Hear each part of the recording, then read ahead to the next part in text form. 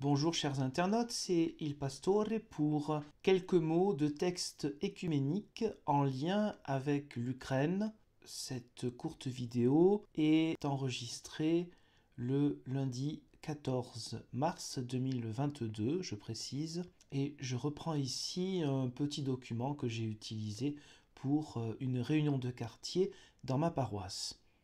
Il s'agit de montrer la spécificité du christianisme dans ce pays-là, en sachant qu'une partie de ce qui s'appelle aujourd'hui l'Ukraine a été sous domination du Grand-Duché de Pologne-Lituanie pendant un moment, et une partie de l'ouest actuel de l'Ukraine s'est détachée du patriarcat orthodoxe pour se rattacher au siège de Rome. C'est ce qu'on appelle des catholiques orientaux, ou encore uniates, même si le terme est parfois un terme négatif. Il faut savoir que dans l'Église catholique romaine, c'est peu connu, mais il existe à peu près une vingtaine de millions de chrétiens qui ont un droit particulier. On retrouve ça dans le code des canons des Églises orientales. C'est un code de droit canonique spécifique qui a été promulgué le 18 octobre 1990, donc à l'époque du pontificat de Jean-Paul II. C'est donc différent du code de droit canonique, là je parle uniquement de l'aspect juridique, qui lui a été promulgué le 25 janvier 1983, le deuxième, le premier datant de 1917, le deuxième est la conséquence de différentes réformes issues du Concile Vatican II, 1962-1965. Donc il existe des églises appelées catholiques orientales, comme par exemple l'église gréco-catholique, ou appelée aussi l'église ruthène, que l'on trouve côté ouest de l'Ukraine. Bien sûr, la grande majorité, et surtout l'aspect est de l'Ukraine, ce sont des églises orthodoxes. Donc il y a eu quelques rattachements, peut-être ont-ils été vus comme des traîtres, des rattachements au côté occidental à l'église romaine. En 1595-96, l'union de Brest, et ensuite en 1646, notamment l'union de Užhorod, où là, 63 prêtres orthodoxes de Ruthénie subcarpatique se sont placés sous la juridiction de l'église de Rome. Et donc c'est un territoire qui correspond en grande partie à l'actuelle Ukraine. Alors qu'est-ce que cela a changé pour eux? Pas grand-chose, car ils ont gardé la même liturgie et la tradition orthodoxe selon laquelle un homme marié peut aussi être ordonné prêtre. Pas évêque, mais prêtre. La situation de ces chrétiens différents, même si en apparence il n'y a aucune différence, a donné lieu à beaucoup de conflits dans l'histoire et des textes écuméniques importants entre l'Église catholique romaine et les églises orthodoxes ont évoqué cette situation-là. D'abord, cette question de l'uniatisme, c'est-à-dire se rattacher à Rome.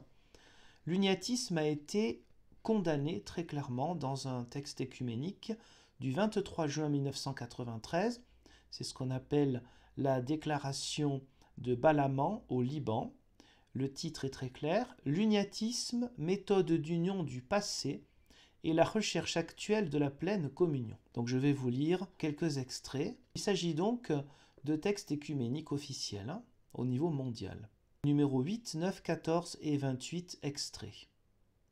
Durant les 4 derniers siècles, en diverses régions de l'Orient, des initiatives ont été prises de l'intérieur de certaines églises et sous l'impulsion d'éléments extérieurs, c'est-à-dire des raisons politiques, pour rétablir la communion entre l'Église d'Orient et l'Église d'Occident. Ces initiatives ont conduit à l'union de certaines communautés avec le siège de Rome et ont entraîné comme conséquence la rupture de la communion avec leurs églises mères d'Orient. Cela se produisit non sans l'intervention d'intérêts extra-ecclésiaux. Ainsi sont nées des églises orientales catholiques et s'est créée une situation qui est devenue source de conflits et de souffrances d'abord pour les orthodoxes mais aussi pour les catholiques. Quoi qu'il en soit de l'intention et de l'authenticité de la volonté d'être fidèle au commandement du Christ, que tous soient un, exprimé dans ces unions partielles avec le siège de Rome, on doit constater que le rétablissement de l'unité entre l'Église d'Orient et l'Église d'Occident n'a pas été atteint et que la division persiste, envenimée par ces tentatives. L'Église catholique et l'Église orthodoxe se reconnaissent mutuellement comme Églises sœurs, responsables ensemble du maintien de l'Église de Dieu dans la fidélité au dessein divin, tout spécialement en ce qui concerne l'unité. Selon les paroles du pape Jean-Paul II, l'effort œcuménique des Églises sœurs d'Orient et d'Occident, fondé dans le dialogue et la prière, recherche une communion parfaite et totale qui ne soit ni absorption ni fusion, mais rencontre dans la vérité et l'amour.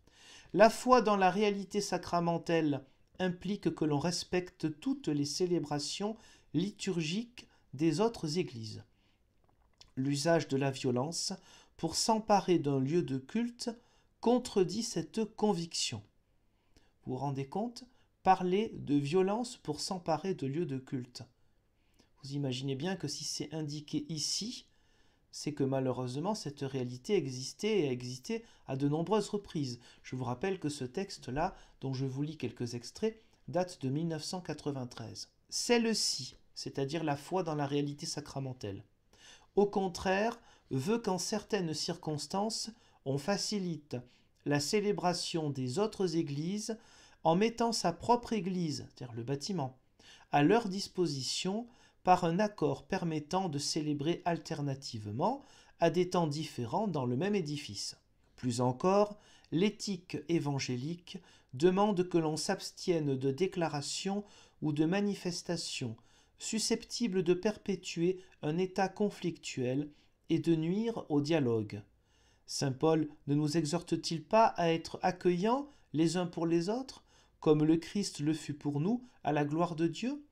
Référence à Romains 15, verset 7.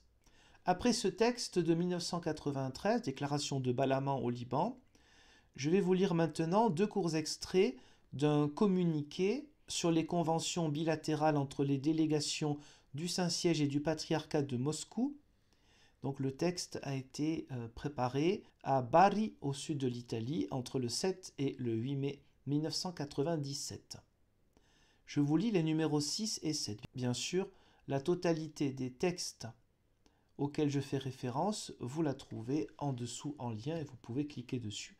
Dans des situations difficiles qui sont liées à la division des lieux de culte et des propriétés ecclésiales, en particulier là où, dans un même endroit, il n'y a qu'une seule église et 2 communautés, l'une orthodoxe et l'autre grecque catholique, d'importance numérique différente, les 2 parties recommandent que soit appliqué le principe majoritaire, ainsi qu'il avait été convenu par les délégations du Saint-Siège et du Patriarcat de Moscou en 1990. Dans le but de surmonter les obstacles qui s'opposent à une coexistence pacifique et de proposer, là où il est possible de le faire, des solutions mutuellement acceptables, les 2 parties recommandent que l'Église orthodoxe ukrainienne et l'Église grecque catholique en Ukraine instituent un groupe mixte de travail sous la présidence de 2 évêques, un de chaque Église. Donc là, c'était pour 1997. Je termine avec des extraits d'une déclaration plus récente encore, qui date du 12 février 2016 à La Havane, au Cuba, déclaration commune du pape François et du patriarche Cyril de Moscou et de toutes les Russies. C'est l'actuel patriarche de Moscou.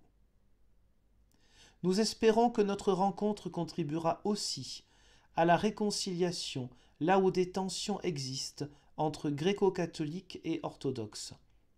Il est clair aujourd'hui que la méthode de l'uniatisme du passé, comprise comme la réunion d'une communauté à une autre, en la détachant de son Église, n'est pas un moyen pour recouvrir l'unité. Donc vous voyez ce rappel, cette répétition de ce qui avait déjà été acté tout à fait officiellement en 1993 et déjà un peu officieusement avant. Donc je reprends. En la détachant de son Église n'est pas un moyen pour recouvrir l'unité. Cependant, les communautés ecclésiales qui sont apparues en ces circonstances historiques ont le droit d'exister et d'entreprendre tout ce qui est nécessaire pour répondre aux besoins spirituels de leurs fidèles, recherchant la paix avec leurs voisins. Orthodoxes et gréco-catholiques ont besoin de se réconcilier et de trouver des formes de coexistence mutuellement acceptables. Nous déplorons la confrontation en Ukraine, qui a déjà emporté de nombreuses vies, provoqué d'innombrables blessures, à de paisibles habitants et placé la société dans une grave crise économique et humanitaire.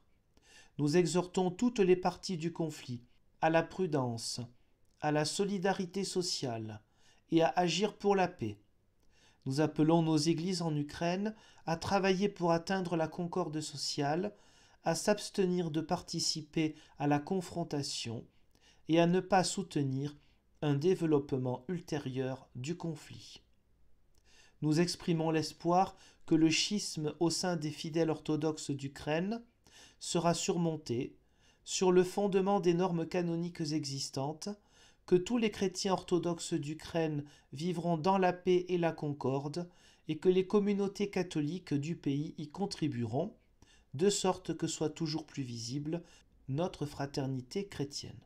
Je vous remercie pour le visionnage de cette courte vidéo qui avait donc pour objectif de vous montrer que la question historique et entre guillemets biconfessionnelle de l'Ukraine, qui ne date pas d'aujourd'hui, a été vraiment une source de conflit, source de difficultés, et que même si cela n'explique évidemment pas et n'excuse encore moins quoi que ce soit de la situation actuelle, nous voyons que le dialogue écuménique a cherché, et sans doute y est arrivé en grande partie, à calmer les conflits au sein des deux églises, la majoritaire, l'église orthodoxe ukrainienne, et le côté minoritaire, plutôt côté ouest, qu'on appelle les gréco-catholiques ou ruthènes ou uniates, côté occidental de l'Ukraine.